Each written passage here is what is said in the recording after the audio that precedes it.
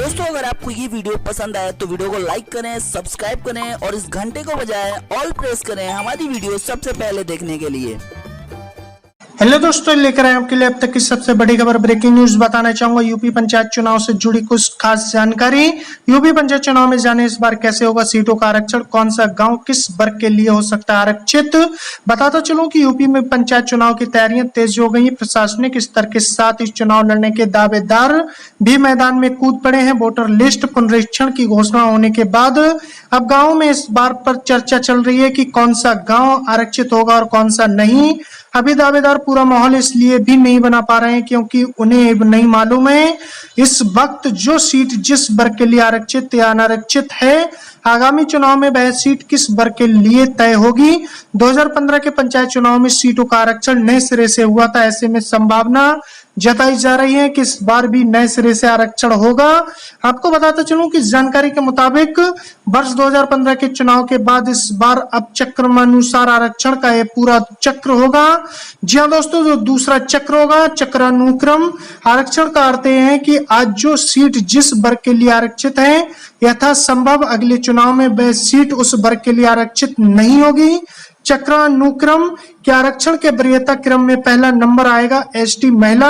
ST की कुल आरक्षित सीटों में से 1/3 पद इस वर्ग की महिलाओं के लिए आरक्षित होंगे। फिर बाकी बची एसटी की सीटों में एसटी महिला या पुरुष दोनों के लिए सीटें आरक्षित होंगी। इसी तरह एससी के 21% आरक्षण में से 1/3 सीटें एससी महिला के लिए आरक्षित होंगी और फिर एससी महिला या पुरुष दोनों के लिए।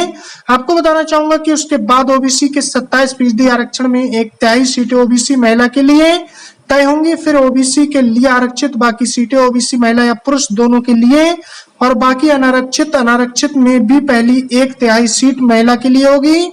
आरक्षण तय करने का आधार ग्राम पंचायत सदस्य के लिए गांव की आबादी होती है। ग्राम प्रधान का आरक्षण तय करने के लिए पूरे ब्लॉक की आबादी आधार बनती है। ब्लॉक में आरक्षण तय करने का आधार जिले की आबादी और जिला पंचायत में आरक्षण का आधार प्रदेश की आबादी बनती है। आपको बताता चलूं, जैसे कि मान लें किसी एक विकास खंड में 100 ग्राम पंचायत है, वहां 2015 के चुनाव में शुरू 27 ग्राम प्रधान पद पिछड़ा वर्ग के लिए आरक्षित किए गए थे। अब इस बार के पंचायत चुनाव में इन 27 के आगे वाली ग्राम पंचायतों की आबादी के अवरोही क्रम में यानी घटती हुई आबादी के क्रम में प्रधान पद आरक्षित होंगे। आपको बताता चलूं, इसी तरह अगर किसी एक विकास खंड में 100 ग्राम पंचायतें और वहीं वहां 2015 के चुनाव में 21 ग्राम पंचायतें के प्रधान पद एससी के लिए आरक्षित हुए थे, तो अब इन 21 पदों से आगे वाली ग्राम पंचायत के पद अवरोही क्रम में एससी के लिए आरक्षित होंगे। राकेश चतुर्वेदी पूर्व वरिष्ठ अधिकारी पंचायती राज बताते हैं कि 2015 के पिछले पंचायत चुनाव में हाईकोर्ट ने कहा था कि चूंकि सीटों का आरक्षण चक्र लगभग पूरा हो चुका है, अब नए सिरे से आरक्षण का निर्धारण किया जा सकता है। इसलिए 2015 में नए सिरे से आरक्षण तय किया गया है। अब इस बार प्रदेश सरकार को फिर नए सिरे से आरक्षण तय तो नहीं करना चाहिए। नए सिरे से आरक्षण तय करने का आधार सिर्फ एक ही हो सकता है जब बड़ी संख्या में नई ग्राम पंचायतें बन गई हो। ऐसा तो इस बार हुआ नहीं है, तो जो सीटें हैं वही आरक्षित रहेंगी। तो आपको बताता चलूं कैसे लगी मेरे द्वारा दी गई जानकारी। और दोस्तों बताना चाहूंगा सरकार जल्द से जल्द चुनाव कराने की तैयारी में जुट गई है। तो दोस्तों मिलते हैं फिर नेक्स्ट